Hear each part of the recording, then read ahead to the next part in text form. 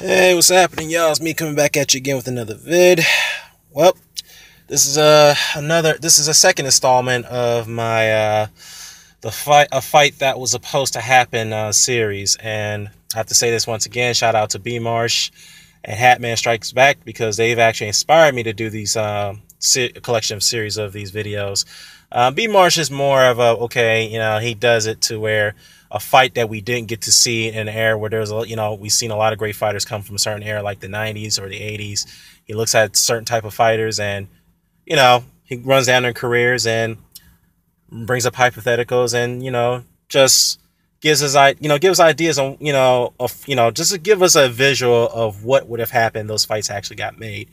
So this one's a little different. Like I mentioned in my previous video, that this is actually going to be where a situation not only is I'm going to produce a hypothetical matchup from a brief breakdown on these fighters' skill sets, but also an actual event that occurred where these two fighters were actually supposed to fight each other, but it didn't happen. So in this case, another part of the series is Roberto Duran versus McCallum. Oh yes, this fight actually was supposed to happen. So let me give you a little back-in on this, okay? Roberto Duran became the 154-pound light middleweight champion by viciously destroying Davey Moore. And God rest his soul, but if you haven't seen that fight, I suggest you stop this video, take a look at it, because that was a horrendous beating that Davey Moore took from Duran. Body shots were killing him. Ooh, Jesus. But yeah, Duran was coming off a win against Davey Moore, and then the fight after that, he stepped up to 160 and fought Marvin Hagler for the undisputed middleweight title, which he lost in a unanimous decision, but a courageous effort because he took Hagler all the way to 15 rounds, which many odd makers didn't expect he would do. So yeah, he did. Needless to say, after the Hagler fight, he retreated back down to 154, and he was mandated by the WBA. Which he became the light middleweight champion of the organization at that time. He was mandated to fight McCallum. Yes, McCallum was the mandatory challenger. And he became the mandatory challenger after his unanimous decision win over Sean Minion. And so whatever reason, Duran had refused to take the fight with McCallum because of certain, I guess due to certain demands that he wanted. But needless to say, though, he wanted to go after Thomas Hearns for a unification bout for the 154 title, and Hearns at the time was the WBC champion. So, yeah, so basically, I think the WBA had instructed, I think this is from my understanding, the WBA has instructed Duran to face McCallum where he's going to get stripped. Otherwise, if you're not going to fight him, you're going to have to, I'm not sure if this is valid or not. I don't know. I think that he was, if he wasn't going to face him at that time, he would have to pay step aside money. I think he already did that, which which forced him to fight Hagler. So this time they really forced the fight. I think McCallum forced the fight this time, and since he refused to fight McCallum, Duran was stripped of the title. And I can see why McCallum's had sour grapes for a long time now towards Duran, towards Hearns.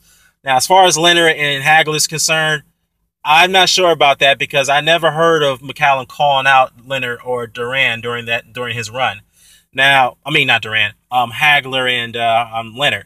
Now, I have stated that previously, not too long ago, that recently that Leonard had an opportunity to fight McCallum. No, I didn't say he ducked the fight. I just say that he had an opportunity to fight those guys, but he never did. Like McCallum, for example. Now, as far as McCallum, on the other hand, I never heard him call out Leonard.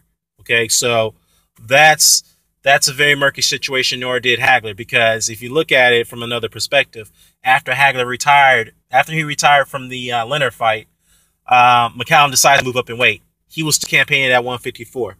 So, yeah, that's, it's a very, very, very murky situation right there. But, yeah, so if you ask me, of course, Duran fought, like I said, he went and fought Hearns for the WBC title, and he got destroyed. He got ran through. Jesus Christ, and nobody expected that to happen in 2 rounds. He got blasted by Hearns. But anyhow, yeah, so that's the backstory behind why this fight didn't happen, and it was supposed to happen if Duran didn't vacate his title by electing not to fight. Or actually, he was stripped from his title because he refused to fight McCallum. But yeah.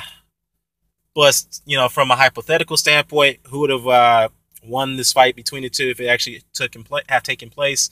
If you ask me, I would have gone with McCallum. And the reason why, because McCallum at the time was in his prime. He was very dangerous, and he was a relentless inside fighter. And believe me, and Duran was a very good inside fighter as well. Probably one of the best we've ever seen. However, I believe McCallum was much more sharper and crisp when it came to his inside fighting, especially with those deadly combinations he threw. Now, there is a reason why they called him the body snatcher. And if you don't ask me, ask Julian Jackson. But other than that, yeah. So that's the story behind this. Look out for more videos. There's going to be another one coming up. I'm not going to announce what that is. So look out for it in a week or so. So let me know what your thoughts are. Care to comment or subscribe. Signing off. Peace.